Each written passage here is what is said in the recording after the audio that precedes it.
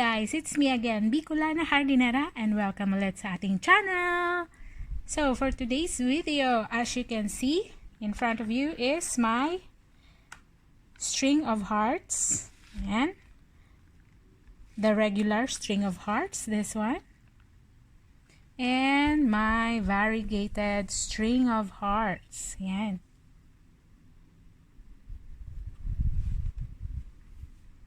So today I will show you how to care, propagate, and types of this type of soil I do use for them.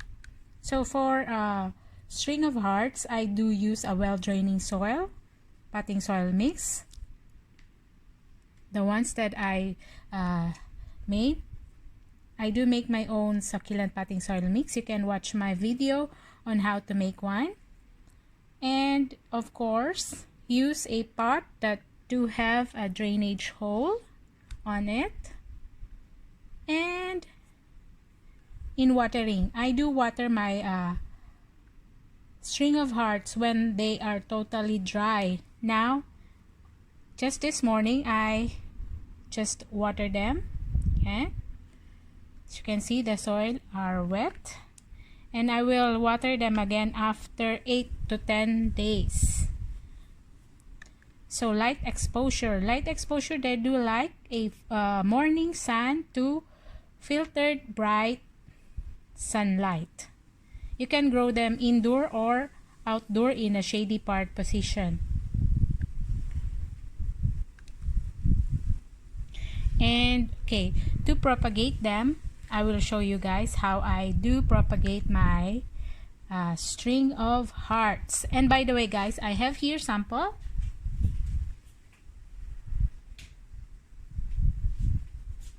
Sample of my propagation before, and now they're growing well. This is the variegated and the regular string of hearts. I grow them first in water, then when they root, I just poked it into the soil. Then. And you can also use guys a pot, hanging pot, as they will just hang out their leaves or vines.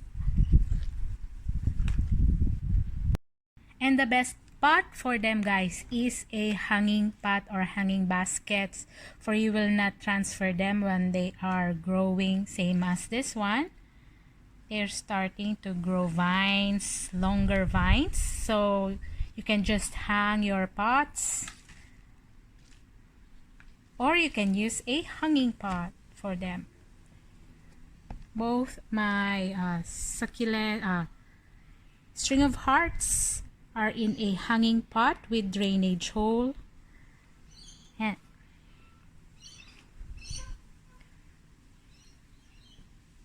And now guys, I will show you how I propagate my string of hearts. So guys, how to propagate the string of hearts? You can propagate a string of hearts in two ways: hydroponic, or you can use moss or cocoa peat fiber. And since I don't have now the moss, you can also use a cocoa peat. Just moist them using a spray bottle, that one. I just moisten the cocoa fiber, but not wet. Okay, just moist them. There you go. And we will get a stem cutting for our string of hearts. And so this one guys, I cut a long strand of string of hearts there, the variegated. Okay, so we will start with a propagation in our cocoa peat. Okay, So now we will just cut in between the knots. Yeah, cut,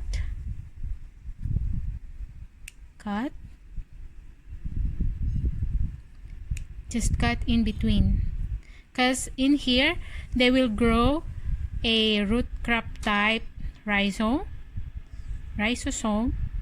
and they will grow roots on it.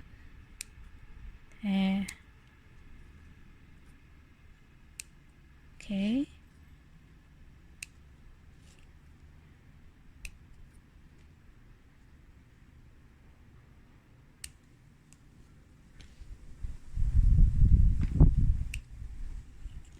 Since I cut a long strand of string of hearts, I do have lots of them for propagation.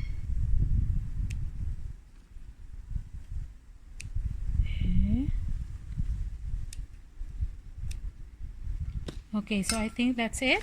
And this one, this long strand, another strand, we will use it for propagation. So we will cut at least 3.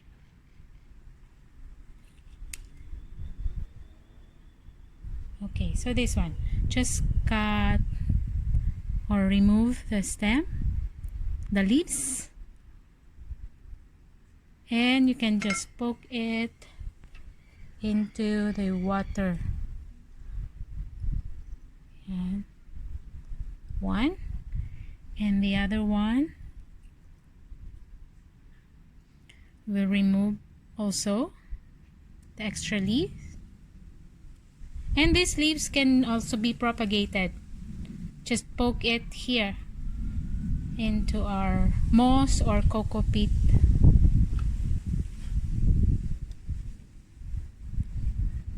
And so we have 2 hydro propagation for our string of hearts, variegated, and this one is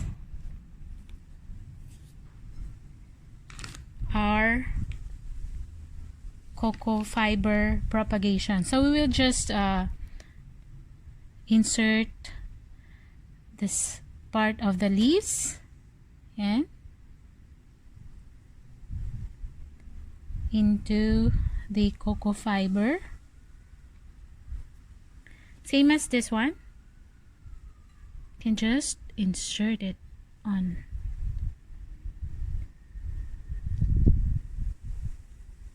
And after we put them all together, I will also cover them with a cling wrap to retain the moisture for our propagation.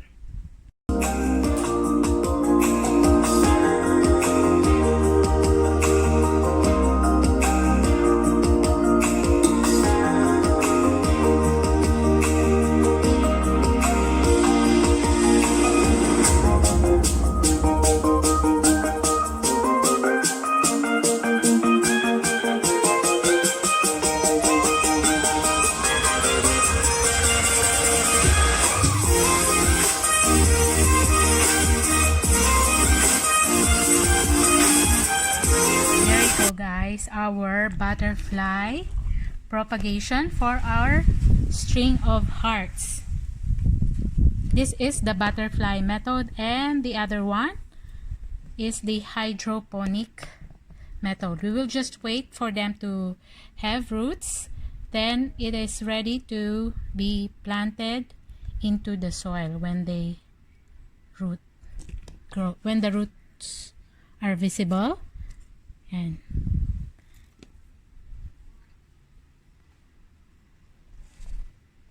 so we will cover this one with a cling wrap.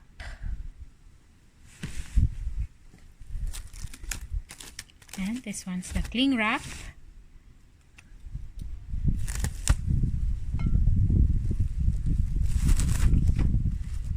Just cover it. We will cover it to retain the moisture. And if you notice that the top part of the cocoa peat moss is dry, you can just sprinkle them with water. But make sure don't water them too much to avoid rotting of the propagation. So there you go, guys. We wrapped it with a cling wrap,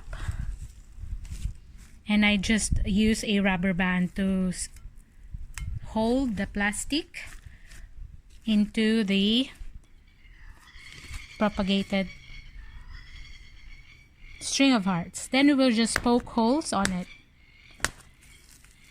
to avoid suffocation for our string of heart propagation. There you go. Okay, so they are ready, and we will just wait for them to root. Yan. And guys, as I've said, sprinkle water when the top part of the cocompete moss dries out. Just sprinkle with water, just water. This kind of method, this butterfly method can be used both for the variegated and the regular string of hearts. I didn't propagate the regular string of hearts as I do have lots of them now. So I just use the variegated one because I want them to grow more. Same as my regular string of hearts. And for our propagation, just put them in a filtered bright position. Don't expose it into direct sunlight. So there you go, guys. We're done with our propagation for our string of hearts variegated. There you go. Hope you learned something on our video for today, guys. And if you like my video for today, please don't forget to like, share, and subscribe my YouTube channel. And click the bell button para lagi kayong updated sa mga videos na i-upload ko palagi. Thank you guys for watching. Bye-bye! Mwah!